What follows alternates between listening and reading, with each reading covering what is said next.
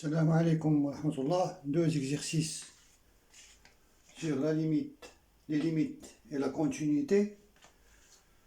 On commence par l'exercice 1. Donc je vais procéder par l'absurde. On suppose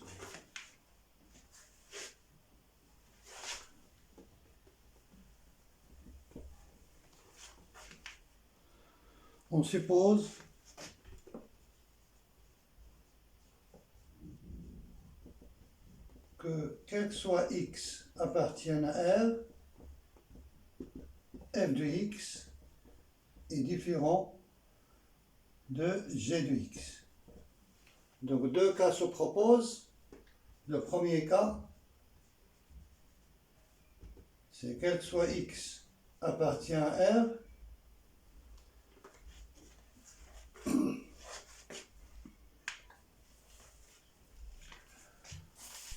donc attention ici, on peut commettre une faute, c'est de dire que quel que soit x appartienne à R, alors on a f de x est strictement supérieur à g de x, ou bien f de x est strictement, c'est-à-dire quel que soit x. La faute qu'on peut commettre, ou bien quel que soit x appartienne à R, f de x est inférieur à g de x. Donc c'est faux. C'est par continuité de f et g qu'on peut déduire que la proposition est vraie. Mais ce n'est pas vrai si f n'est pas continu. Clair? Pourquoi? Je peux donner un contre-exemple. Par exemple, c'est la fonction g.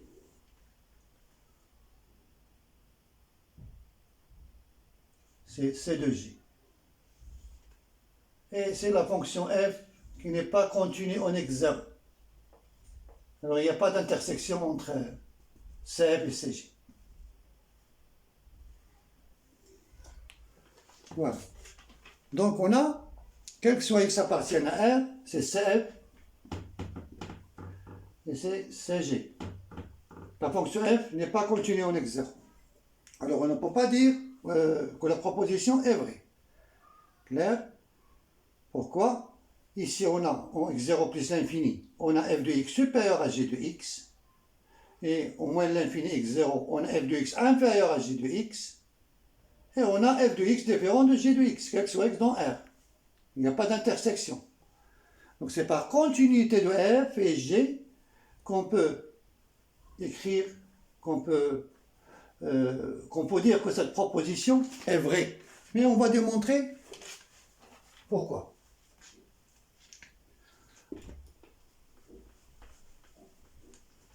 Donc cette proposition est vraie seulement si f et g sont continus sur R. Donc je vais considérer la fonction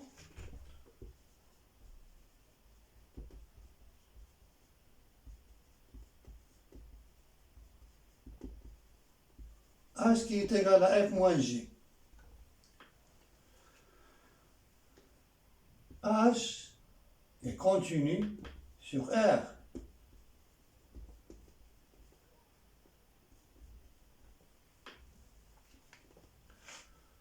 Par continuité de f et g.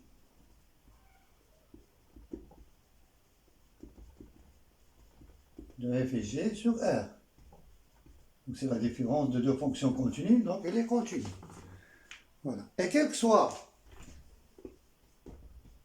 x appartienne à R, on a h de x est différent de 0. Voilà. Donc, cela implique que quel que soit x appartienne à R,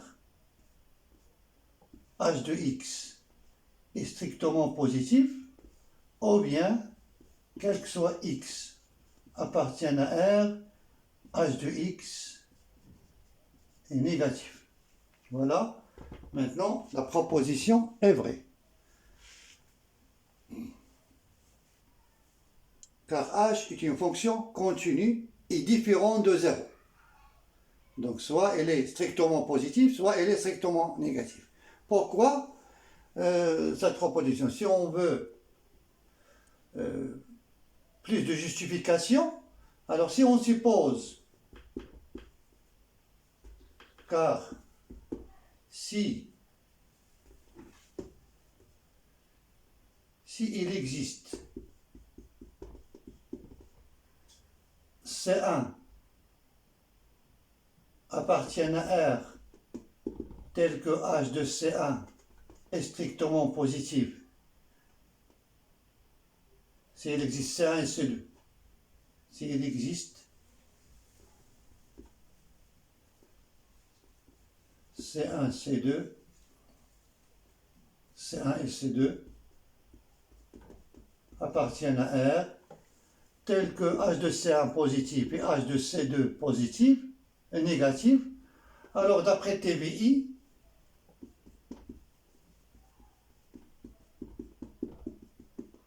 il existe C appartiennent à R, tel que h de C égale à 0. Voilà, ce qui est équivalent à f de C égale à g de C contradiction. Donc, cette propriété est vraie si on a une fonction continue sur R et ne s'annule pas sur R, alors elle garde le même signe sur R. C'est-à-dire il est strictement positif ou bien il est strictement négatif. Voilà. C'est la proposition que j'ai démontrée. Je vais l'utiliser. Par exemple, je vais discuter les deux cas.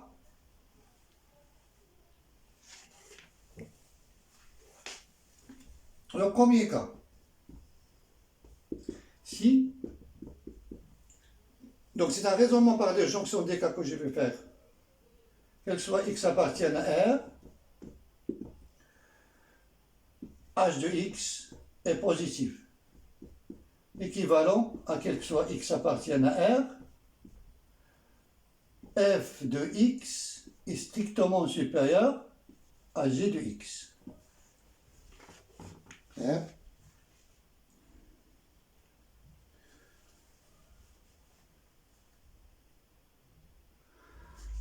Donc, l'équation f rond f de x, soit x0, une solution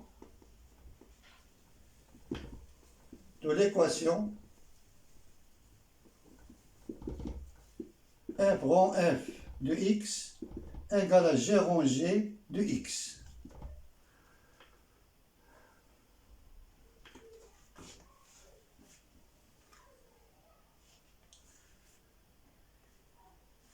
On a f de g de x0 est supérieur strictement à g de x0. Donc, d'après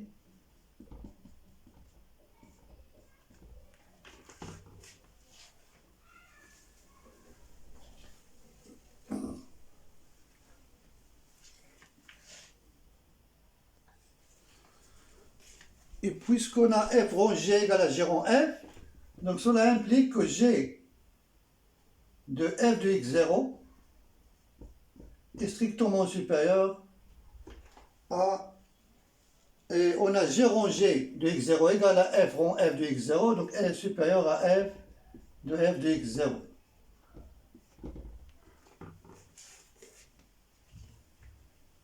C'est-à-dire f de x0 est inférieur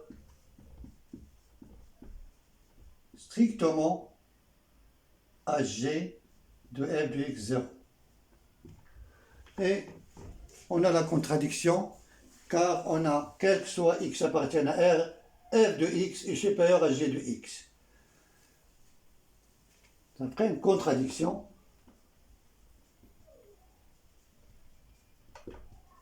car quel que soit x appartienne à R, f de x est strictement supérieur à g de x. Donc on trouve la contradiction dans le premier cas. Le deuxième cas, avec la même manière,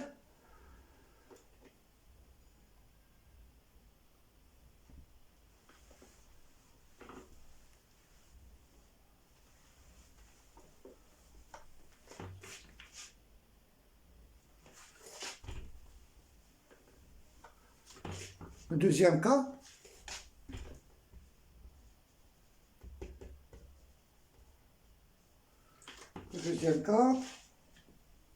quel que soit x appartienne à R, f de x est strictement inférieur à g de x.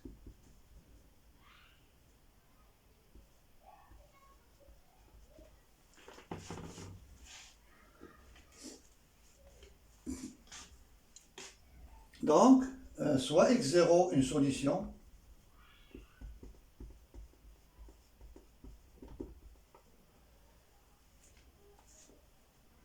de l'équation f rang f de x égale à g rang g de x.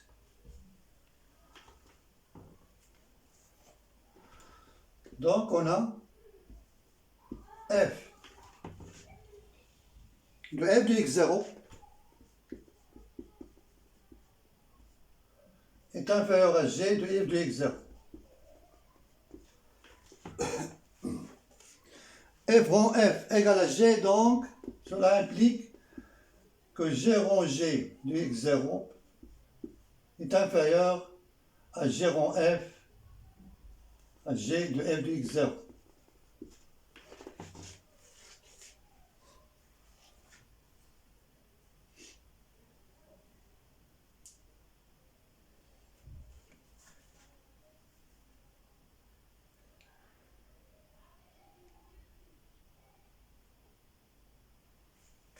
Et puisque g rang f égale à f rang g, cela implique que g de x0 est inférieur à f de g de x0. D'où la contradiction. C'est-à-dire f de g de x0 est strictement supérieur à g de x0. Contradiction.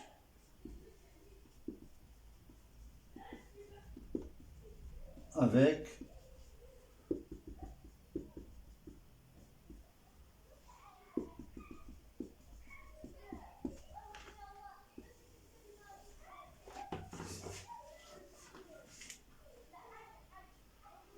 voilà.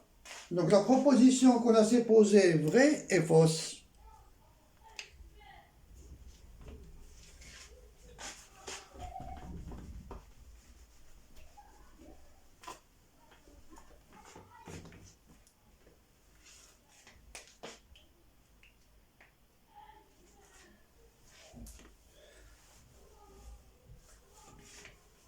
Donc, il existe x appartienne à R tel que f de x est supérieur ou égal à g de x et f de x est inférieur ou égal à g de x. Ce qui est équivalent, c'est la négation de la proposition qu'on a supposée vraie.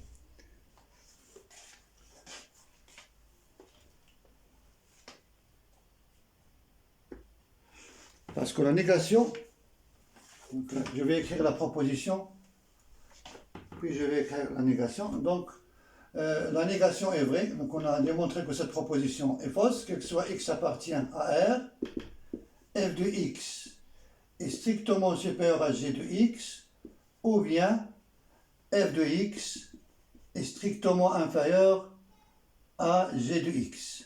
Donc la proposition est fausse, c'est-à-dire la négation est vraie. Donc, proposition est fausse, est une proposition fausse.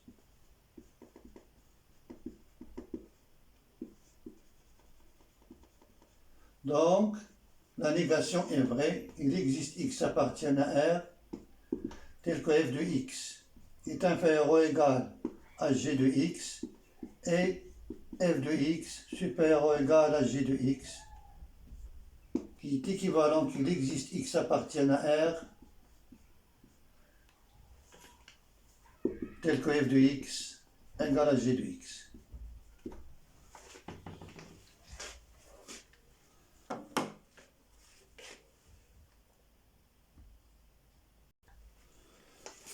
Donc, je vais expliquer les démarches de la démonstration de le deuxième exercice. Donc, on a f est une fonction continue, mais je vais démontrer que la proposition est vraie, même si on est dans i, dans un intervalle i. C'est-à-dire si f est une fonction, si f est continue sur un intervalle et continue sur i, peu importe l'intervalle, ce n'est pas la peine de faire la démonstration de R, donc dans un intervalle, quel que soit l'intervalle i, si f est continue sur i, et en plus f est injective, alors l'injectivité et la continuité entraînent la monotonie. Alors cela implique, les deux conditions impliquent f est strictement monotone.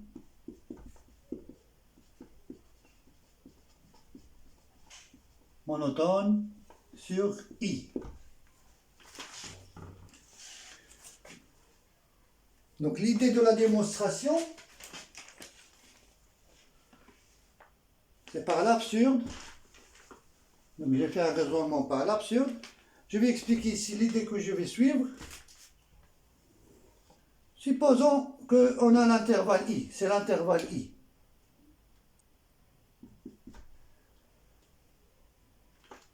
Et on suppose que f n'est pas monotone. Si on suppose que f n'est pas monotone, alors il existe A, C et B tel que f de C n'est pas compris entre f de A et f de B. Donc c'est un exemple. Par exemple, c'est f de A et f de B, c'est-à-dire il existe trois réels A, C et B dans I, tels que f de C n'appartient pas à l'intervalle, ou bien n'est pas compris entre f de A et f de B, c'est-à-dire f de C va être à l'extérieur, soit ici, soit ici. Clair?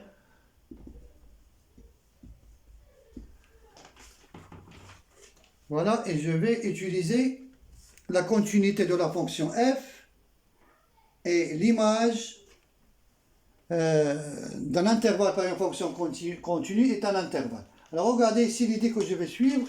Je suppose par exemple que c'est ça, c'est la fonction.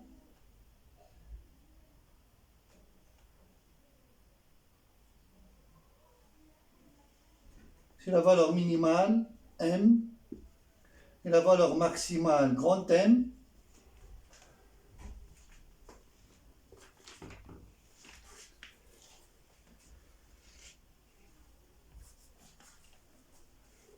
Et je vais utiliser deux fois le théorème des valeurs intermédiaires, TVI.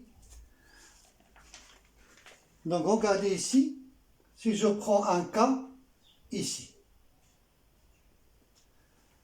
Donc il est compris entre f de C et f de B. Je vais discuter les deux cas. Il se peut que f de A soit ici et f de B soit ici. C'est-à-dire que dans ce cas, on a f de B strictement supérieur à f de A. Mais on peut avoir le contraire. Clair? Donc TVI me donne, compris entre f de C, me donne l'existence d'un C1 dans l'intervalle. L'existence d'un C1 dans l'intervalle CB, tel que f de C1 égale K. F de C1 égale K. Avec C1 appartient à l'intervalle, j'explique ici l'idée de la démonstration que je vais rédiger. puisque on a aussi K est compris entre f de C et f de A, alors d'après TVI, il existe C2 appartient à l'intervalle AC tel que f de C2 égale à K. Alors je peux trouver ici une contradiction. Oui, donc on a f de C1 égale f de C2 et C1 différent de C2. Ce qui contredit le fait que f est injective. Clair? Je vais trouver une contradiction. Voilà. Donc c'est l'idée à suivre pour résoudre cet exercice.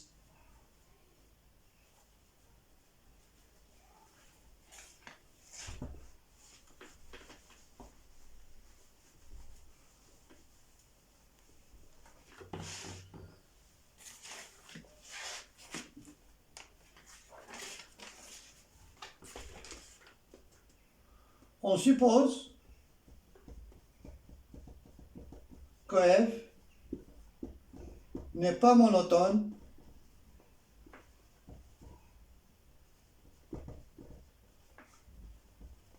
sur un intervalle AB. Cela implique qu'il existe C appartient à AB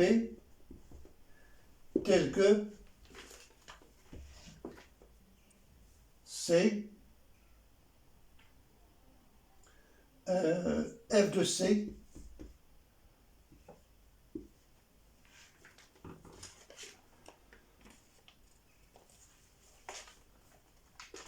soit compris entre f de pour le min, je vais utiliser le min de f de A et f de B pour ne pas traiter les deux cas, et le max de f de A et f de B. C'est-à-dire f de C est compris entre f de A et f de B.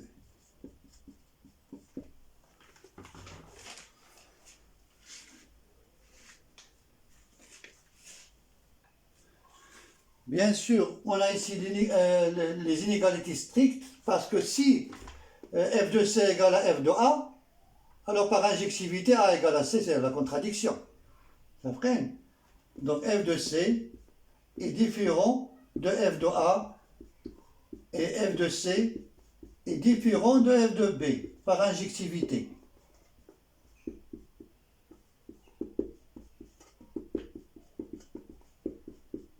De f.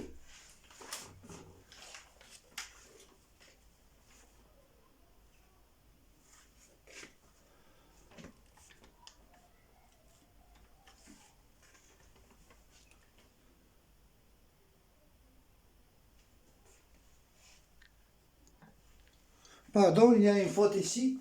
Il y a une faute. C'est-à-dire f de C n'appartient pas à... Ici, il y a une faute. N'est pas monotone sur AB, donc il existe C appartient à AB, tel que f de C soit inférieur strictement max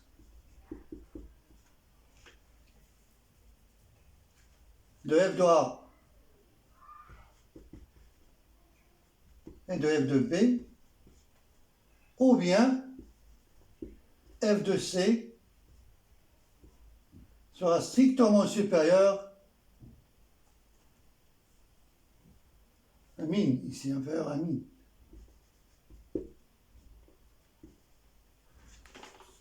Ou bien f de C est strictement supérieur au max de f de A, f de B. C'est-à-dire, qu'est-ce que ça signifie? Ça signifie que f de C soit supérieur à f de B est supérieur à f de A, c'est-à-dire supérieur à le max, f de C soit supérieur au max de f de A, f de B, ou bien l'autre cas, f de C est strictement inférieur à f de A et f de C est strictement inférieur à f de B. Tout cela signifie que f de C, tout simplement, n'appartient pas n'est pas compris entre f de A et f de B. Sinon, on aura la monotonie. Mais on a ici, on a supposé que F n'est pas monotone, d'où l'existence d'un C qui n'appartient pas, tel que F de C n'appartient pas à F de B, F de B, F de A, F de B. N'est pas compris entre F de A et F de B. Voilà. Donc je vais traiter le cas F de C est inférieur ou bien supérieur au max. L'autre cas se traite de la même manière.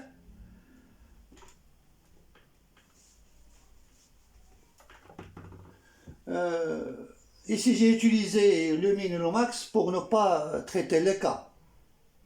C'est-à-dire on va traiter ici 4 cas. Si je n'ai pas utilisé les deux symboles minimax, je vais traiter les 4 cas. Donc, on continue. Je vais traiter le premier cas, f de c est supérieur à max de f de a et f de b.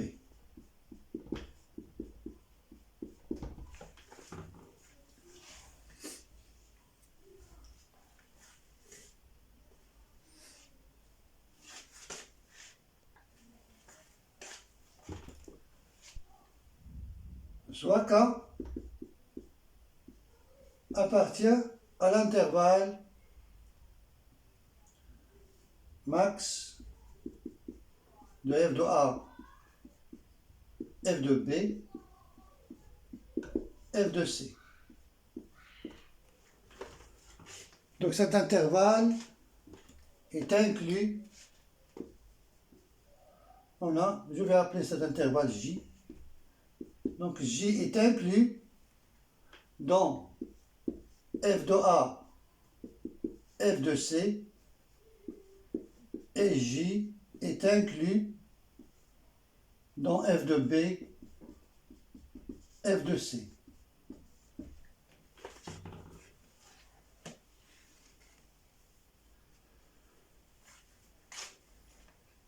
Donc K appartient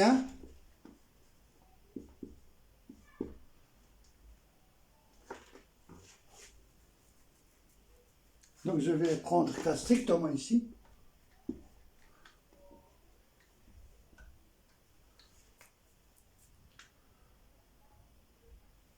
Ici, même chose.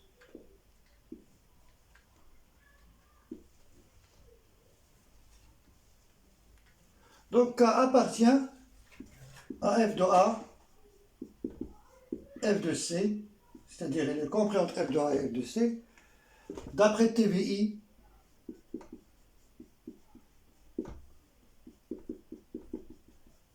il existe C1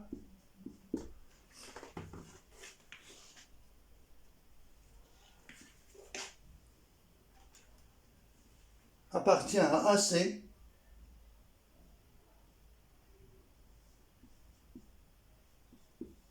tel que f de C1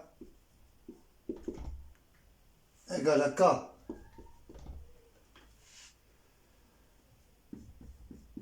K appartient à f de B,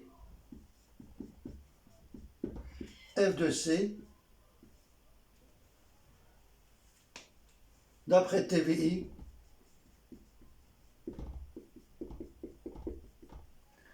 il existe C2 appartient à CB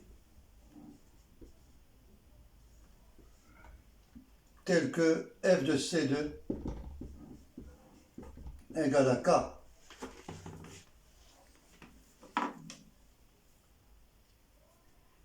Donc je trouve que f de C1 égale à f de C2, ce qui implique que C1 égale à C2, d'où la contradiction.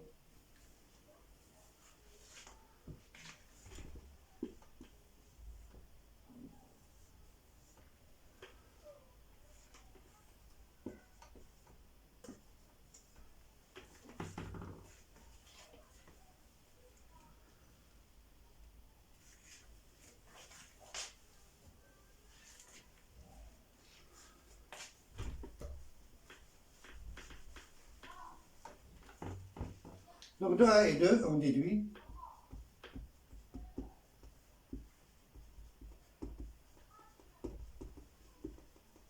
que f de C1 égale f de C2, ce qui implique C1 égale à C2. C1 appartient à l'intervalle AC et C2 appartient à l'intervalle CB.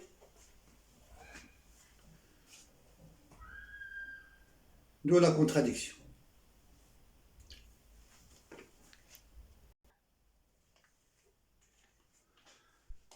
Donc bien sûr, ici, C1 appartient à AC et C2 appartient à CB. L'intersection de AC et CB, c'est le singleton C. Donc ça entraîne que C1 égale à C2 égale à C. C'est-à-dire F de C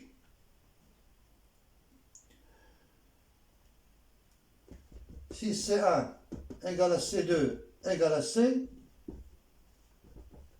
alors on a F de C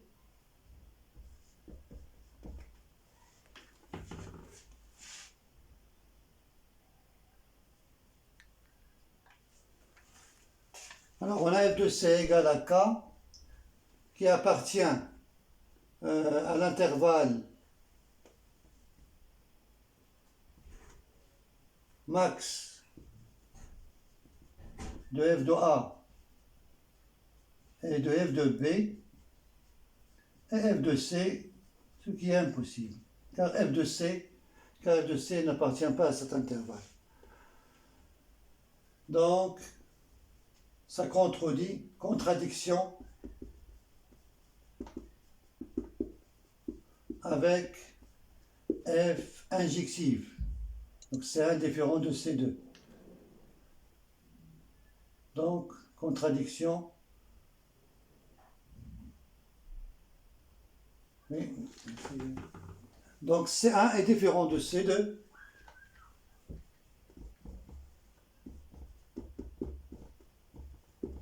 Et f de C1 égale f de C2. Contradiction.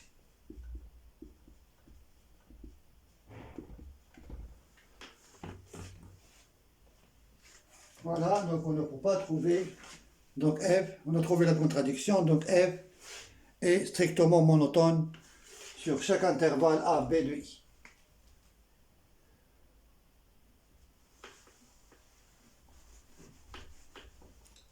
Donc, quel que soit AB,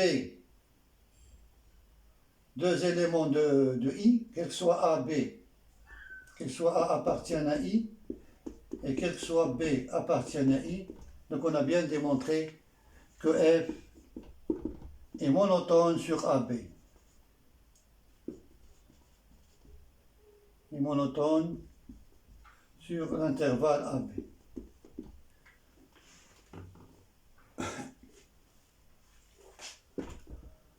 Bien sûr, A inférieur à B, F est monotone sur l'intervalle AB. Donc F est monotone, est strictement monotone.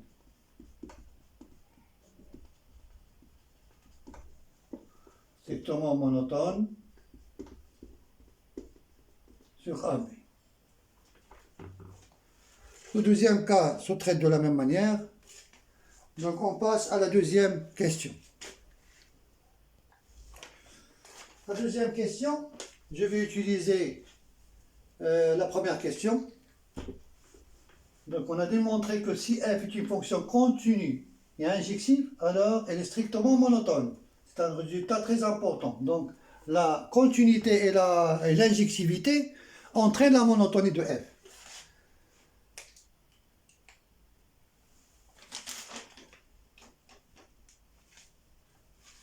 Donc G est une fonction continue sur R. G est continue sur R.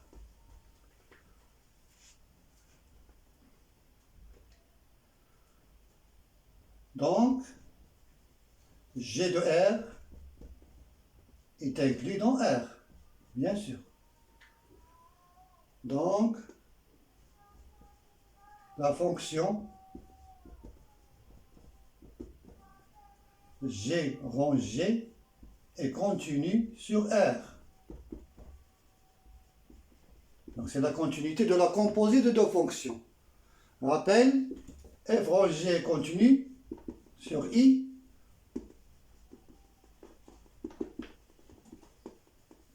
Alors, c'est l'équivalent à G continu sur I et F est continu sur G de I. Voilà. Donc, G de R est inclus dans R et G est continu sur R, donc G rangé est continu sur R. Donc, on a la continuité de G rangé sur R.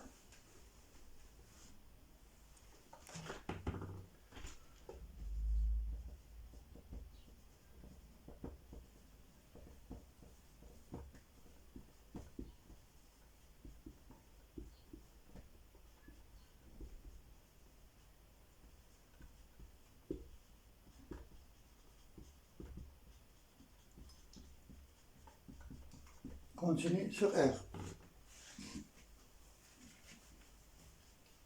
Maintenant, je vais démontrer l'injectivité de G.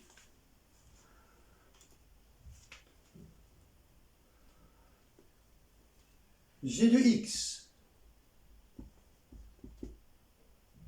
soit X, Y, deux éléments de R,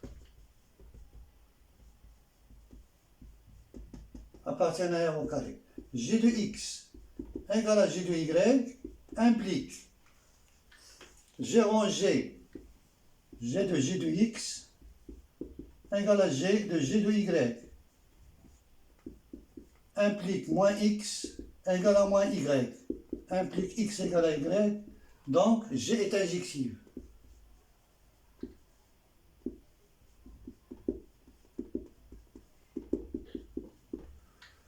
Par suite, G est strictement monotone.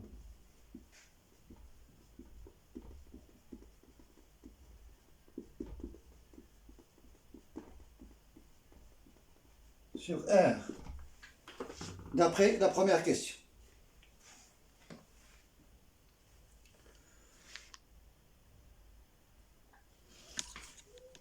Donc je vais supposer que G est strictement croissante, le premier cas. On suppose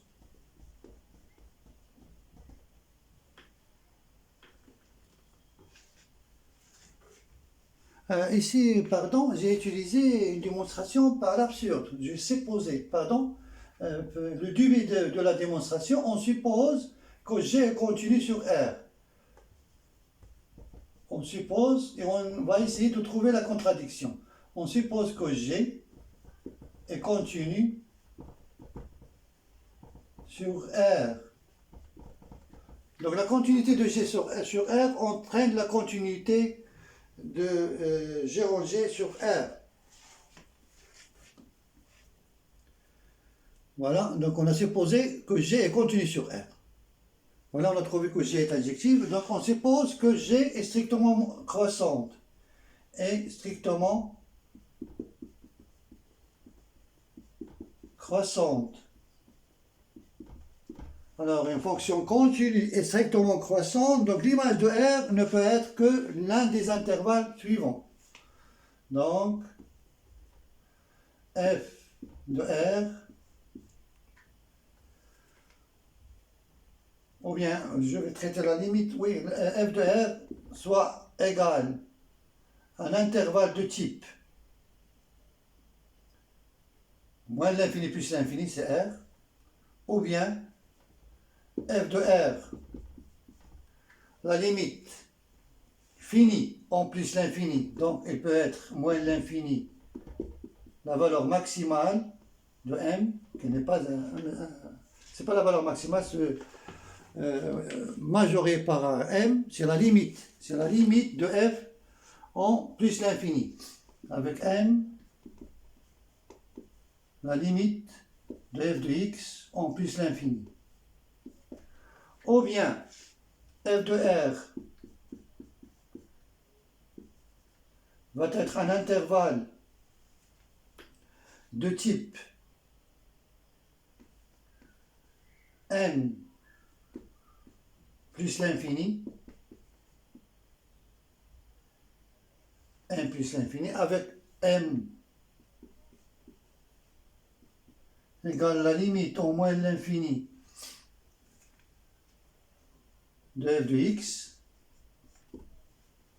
Et bien sûr, la limite au plus l'infini, c'est plus l'infini. On a supposé que f est croissante. Ou bien f de r va être un intervalle ouvert. Mn. Avec m, la limite au moins l'infini de f de x, et grand M, la limite en plus l'infini de f de x.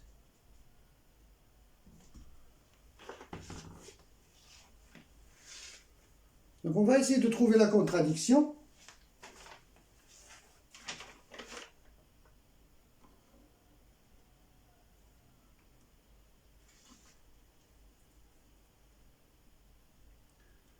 Alors ici,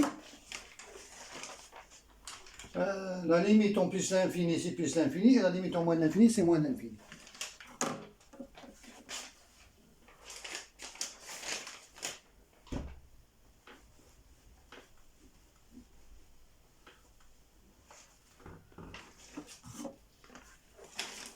Donc si la limite en plus l'infini,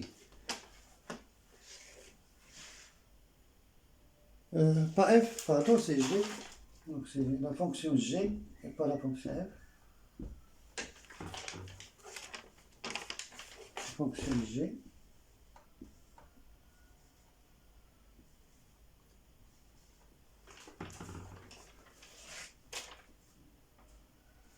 Que g est strictement croissante.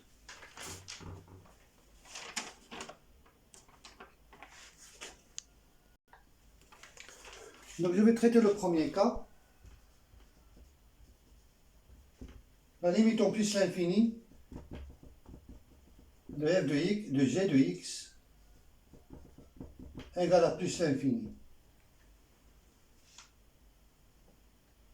Donc, puisque g est continu, alors la limite de g rond g de x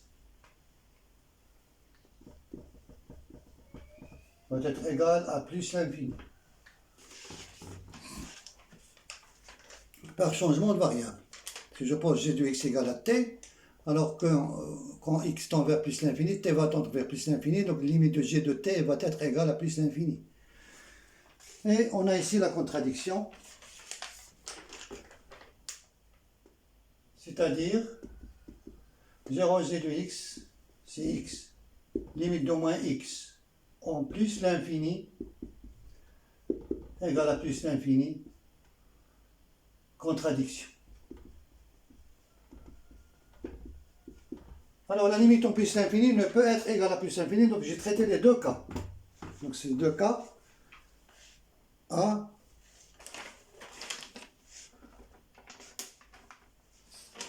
et je vais traiter l'autre cas, c'est la limite en plus l'infini, les deux cas en même temps.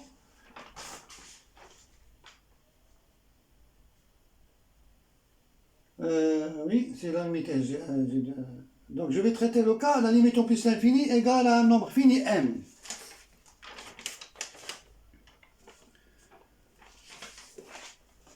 Donc le deuxième cas,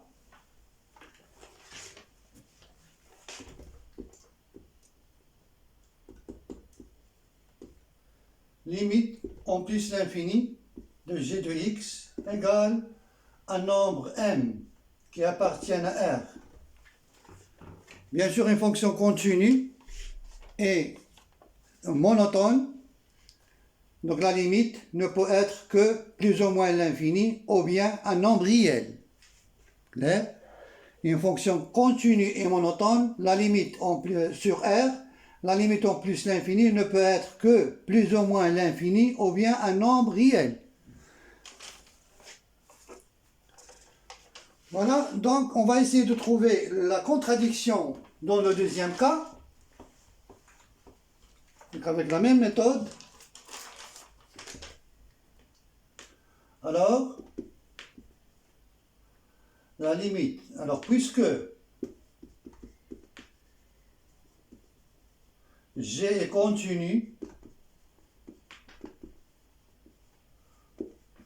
en grand M, car il est continu en R, alors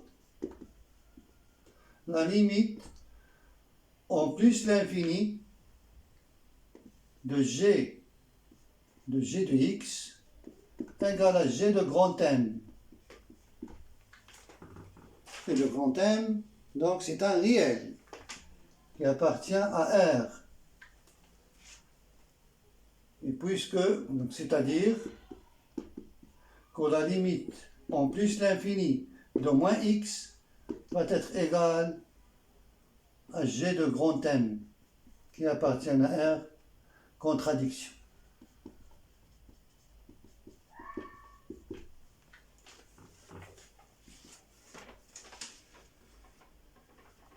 Voilà, donc j'ai traité le cas G est croissante, mais avec la même méthode, on peut traiter le cas G est décroissante.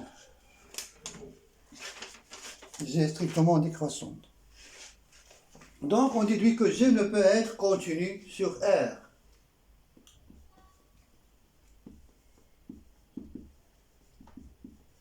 N'est pas continu sur R.